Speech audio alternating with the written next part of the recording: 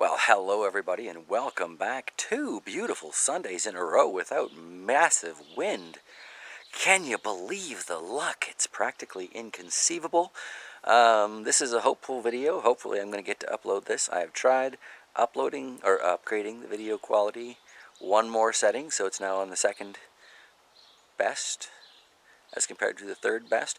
And I have tried adjusting the mic to birds and forests, so it picks up sounds in a more natural way, as compared to, I've noticed on a couple of the last videos I made, when the wind picked up, all the sound in the mic seemed to just die right out, and my voice would get really quiet, which is really kind of annoying. So hopefully this won't do that, and hopefully we'll get a good look around the garden today. So yes, sit back, relax, enjoy, and let's get looking around the gardens. Start up front today because I've forgotten these last couple of weeks. Here we've got those peppers that went out just a couple weeks early under those galoshes, and they're really not doing any better than the other peppers did, so there was kind of no point in that other than just testing them. But we can see, oh, hopefully I'm getting that on the camera, a little ladybug in there. Got a bit of yellow coming up on one of these peppers. Won't see too many ripe peppers out here today because we are getting beautiful warm days, but kind of really sucky cold nights. So I'm harvesting these as soon as they get some color so they don't get nasty in the overnight cold. Still haven't really gotten too much out of that Caribbean red, but man oh man, when you see the ones out in the pepper patch, what I would do for a greenhouse to give her just one more month, because wow, it would be fantastic. While we're up here, here's that tomato, They say tomatoes and peppers grow, well in similar situations, but this tomato did not dig that situation. Let's go check out the John Deere crate that I've also kind of skipped the last couple weeks. Now here's a shining example of this, not even close to what I had intended for this garden, but it's really nice. Come out the door, we see this on the way to work and whatnot, and yeah. This would be the I'm in No Rush cream, also known as the Sugar Rush cream from last year. Got some peppers on there, right? Not looking too bad, but it's a Sugar Rush, so I know it's not actually gonna get ripe for me out here. And I'm gonna have to just harvest it as is and hope it ripens up inside. But nice to see that the one pepper that did survive overwintering in the basement did put on some pods. Would have been nice if it was a faster ripening variety, but whatever. At least I got some success out of that. There's that Thai basil, still looking very vibrant even though we've got these cold nights. The purple is just delightful on this, and these really nice tight leaves here. So much flavor packed into those. It is fantastic. Then we've got the pocket flower seeds. So glad I threw those in there. Nice explosion of color and late season pollen for the bees. Down here, one of the random tomatoes. Let's get this up here. Some nice size to those. Although, when I felt them this morning, darn near frozen, so I was worn in shocks. We're going to have to get to harvesting those soon, and if you want any fried green tomatoes, yeah, better get on it. So, there is the John Deere crate garden. I think once we get Alice the Jeep up and running again, I am probably going to go grab a few more of these crates. It's a silly sort of raised bed garden, but I like to think of it as unique. And it's definitely colorful. So, yeah, I like it. Ooh, unhappy pup in the distance. And then here's something else that really hasn't gotten much screen time lately because I'm just not terribly proud of this.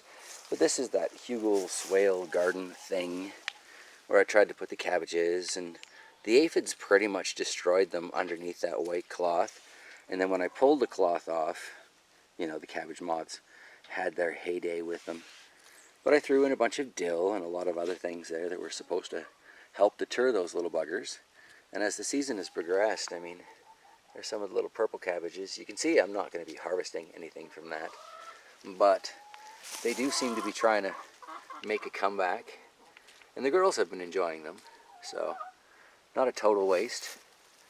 Not a whole lot of chicken food to be had there, but at least it wasn't a total write-off. Too bad. Looks like it would have been really nice cabbage. So I mean, definitely one of the things I learned this year, I need to plant my cabbage seeds outside under the cloth. That way there's no chance of aphids under there. And maybe next year I'll be harvesting some of these around this time, because yeah, looks like a good stiff leaf. If it had been a healthy plant, that would be a pretty tasty coleslaw, you know. Down to the bottom of this here, we've got the girls, mouthy little chickens. Here's that smoky Saskatoon we brought from BC. It's getting some nice size to it. It's as tall as I am. Yes, yes, yes, yes. Say hello. Oh, chickens that work on demand. Got, I think that's one of those Japanese lady beetles there. Over here, got the gooseberry. Excited to say one of my garden tests worked out this year with this too. And propagating by air layering. I'll probably do a quick video on the Bear Family Farms channel about that, but basically, oh, catmint. I just kind of stuffed one of these branches. It looked like this. I shoved this part into the bucket and left it over the course of spring and summer. And then when I checked on this, this has developed a beautiful collection of roots. So I'm going to snip it off and, you know, I'll have another gooseberry bush. Probably just put it beside it here, and then the next one's going to go there. But I think over this winter, or definitely next spring if I don't do it this winter, I'm going to do that a whole bunch more times. Probably get us half a dozen of these bushes started up and growing. Because you can never really have too many of them. And it's taking a while to grow. So apparently getting a good start on that now would be a good idea. I guess the next bit of garden we come to from there is the $1 clearance tater patch. We have still one half of it intact here, and the other half has been fully raided. Kind of thinking maybe, oh, see this butterfly there?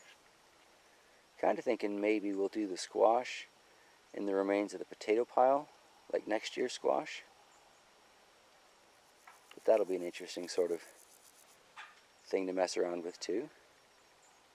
Nice looking little butterfly there. Oh, come on, open up. Don't be shy. Alright. Try and zoom back out here. That fallen indigo rose tomato plant. That thing did so well. Anyway, yeah, back to those taters.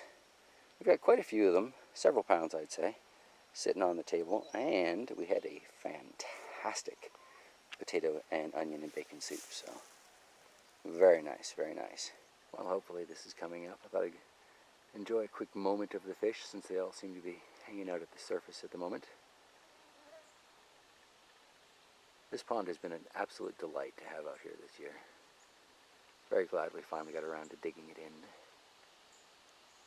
Never did the proper no-power aquaponics, but that got controversial anyway, so yes. Need to have some discussions about that in future Bears Den chats. Still got a couple of mouse melons on that plant over there. Kind of toying with bringing that in again. Really can't decide. These things are so darn cute. I mean, you know I want to have it growing in the garden next year. But I mean, really, what are the odds? Can I get this thing through the winter? A 3-year-old cucamelon plant? Oh, well, at least I never really saw too many aphids on this. So if I take it in, I'm not quite as worried as if I tried to take in, say, some of the pepper plants. And yeah, that's still killing me. Just killing me that I'm not bringing any of those in. Anyway, yeah, let's take a closer look at those guys. Kind of shady over here at the moment, but should be all right. Look at some of those pods. I mean,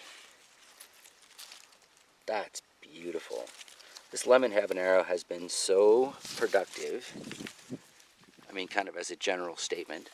I've had 2 plants die off out of what, the 43 pepper plants that I put out this year. So I'm going to say that's really, really not bad.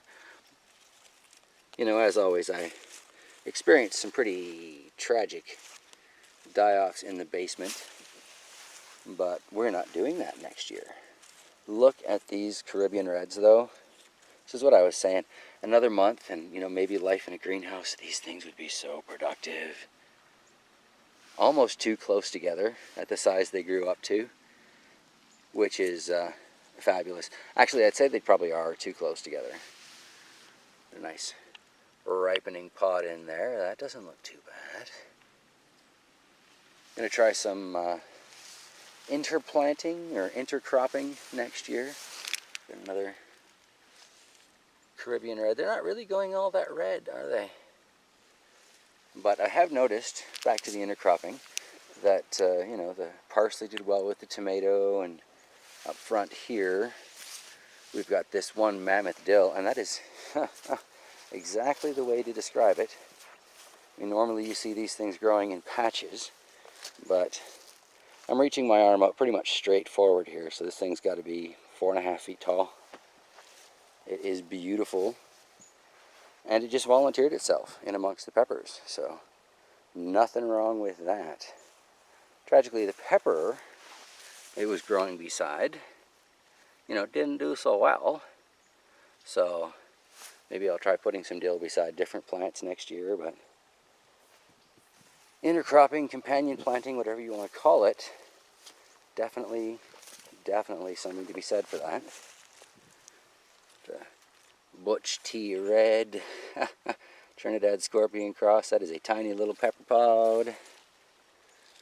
Oh, there's one. Let's see if we can get a view of that. A little shy, is it?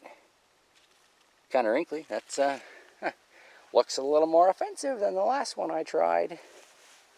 Speaking of the tomato and parsley though, this is a combo I will definitely be doing for years to come. Took another huge chunk of parsley off this the other day. It's still sitting in the windowsill because I only used half of it. Can't even tell.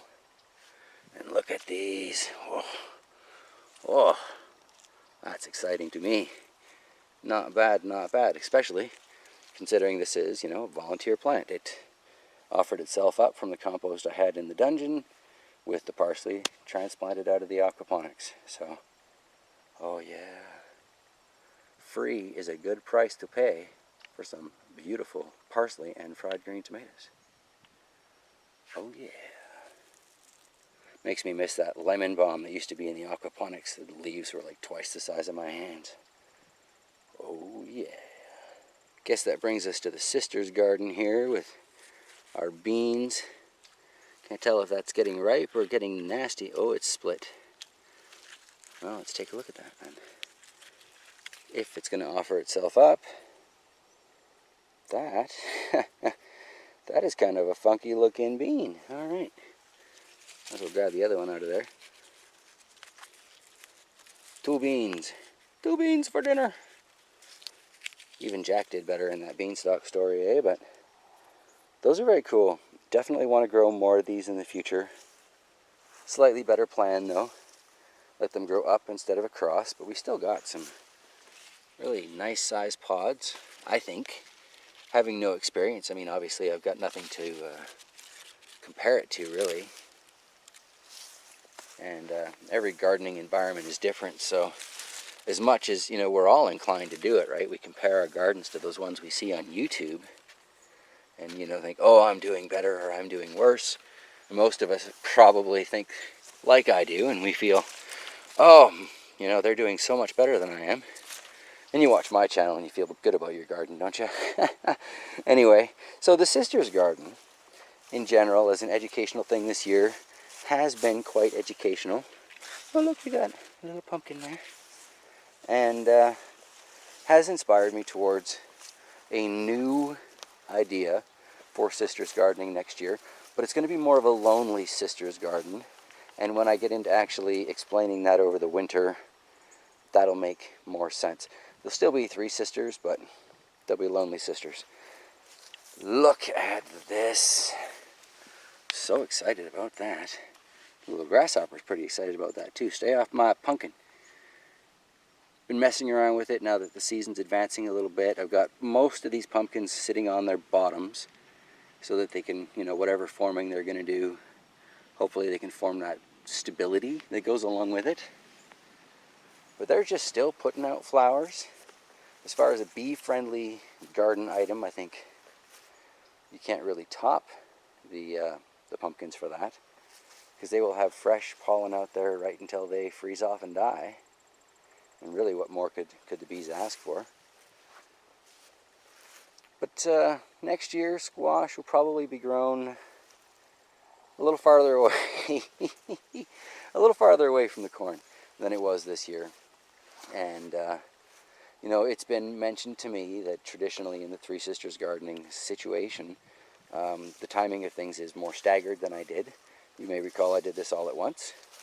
But I live in southwest Manitoba, so I kind of don't have that extra week or two that one needs to adequately stagger these things, which is part of what inspires the Lonely Sisters garden I'm going to go with next year.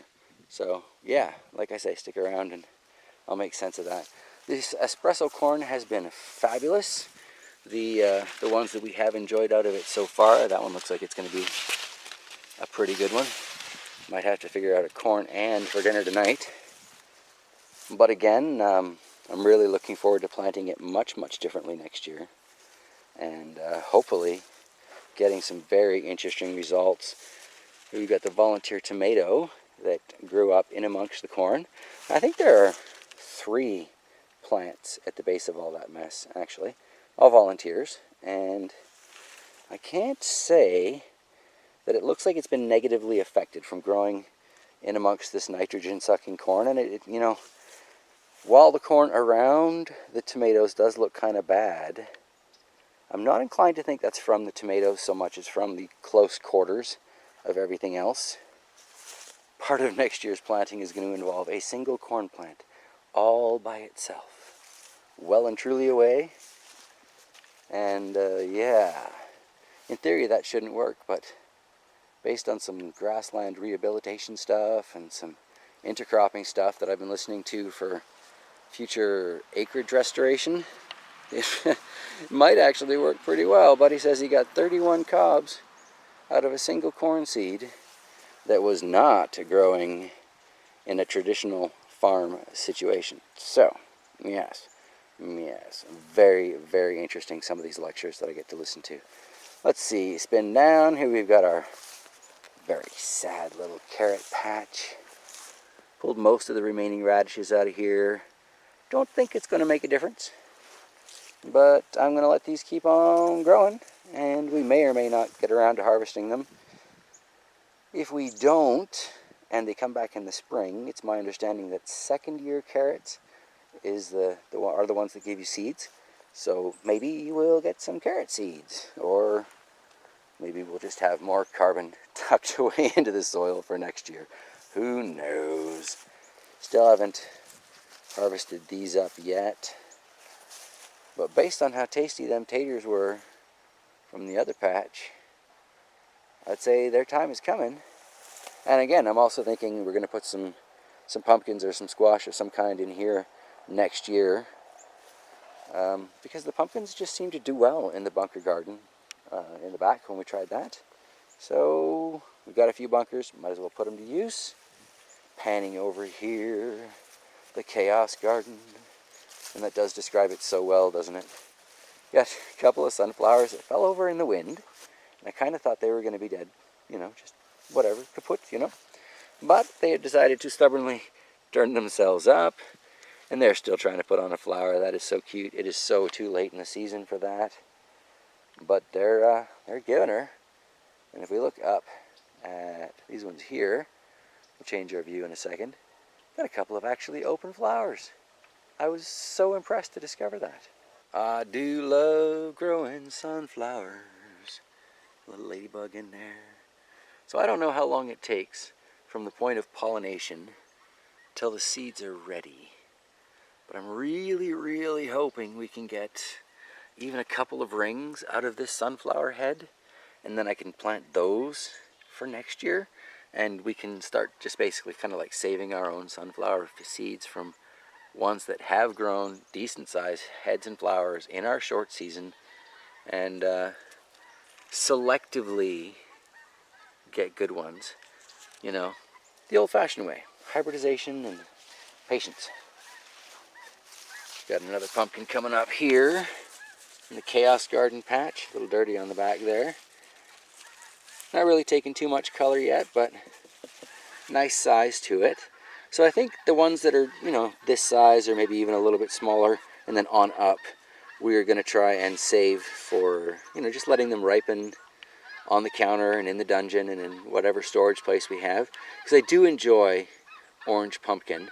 And then it was suggested to me that the little ones get fed to the chickens as kind of a treat. There's a little one hiding in here. And this is what I'm talking about. They just put flowers on. They just keep going and going and going. Anyway, there's a little tiny one in there. You know, clearly nothing's ever going to come of that. So that'll end up being fed to the girls, and they'll probably enjoy it. I've given them a few of these sunflower leaves, and they don't seem to last very long. Mostly this Chaos Garden has fed the girls, and it's been pretty fantastic, actually. What do we got here? Is this just me, or does this look like some weird sort of corn plant? What's going on there? Alright, who knows this grassland species? Certainly looks like it produces a lot of whatever this seed head is. That don't look like a corn tassel to me, you know, but that kind of looks like a corn stalk. This is one of my favorite things about this little Chaos patch, is that in turning it over and then just kind of leaving it, the natural seed bank has been allowed to express a lot of really interesting things that I don't think I would have seen otherwise, you know. Like properly weeding this and running it like everybody else does a garden, instead of allowing it to look like an embarrassment to the average gardener. I've learned so much more about just kind of our local prairie ecosystem. It's fabulous. But yeah, anybody knows what this is, I would love to hear. Kind of pretty. And it looks like before it expressed these seeds, it would have been good grazing. So yeah, that might be good information to have. All right, everybody, I don't know how much there is still to show you here, really. So I guess on that note, I'll just have to hope that this is able to be edited on my computer with a slightly better video quality. It is, after all, a 7-year-old desktop, and it wasn't anything to email home about when I got it either. It's one of those, we're no longer making it, low quality, do you need this for the office? Here, this might do the job. Sort of systems. And it's been a long run for that. So we will see if this even edits. Hopefully it does. And, you know, if I get to post this, thank you all so much for sticking around. I mean, even if you never see this video, thank you all for sticking around. But, yeah, it's been an incredible journey here on YouTube. And I think I'm going to be chatting about that in the next little while here, too, as we're getting into winter time and just playing more of a chat channel than a garden channel. But yeah, it's going to be real interesting. Stick around. Don't forget to, you know, share the channel if you find it educational, entertaining, or you think I'm the dumbest thing you've seen. I don't care why you share it, just share it. And don't forget to hit the notifications, because there's going to be live stuff coming up, and you know I'm random. That's the only way you're going to get a chance to see it, is if you hit that dang bell. So, yeah. All right, everybody, much love, and I will see you next time. Holy crow. I think that is the biggest darn frog I have seen here in Manitoba. That sucker's a monster.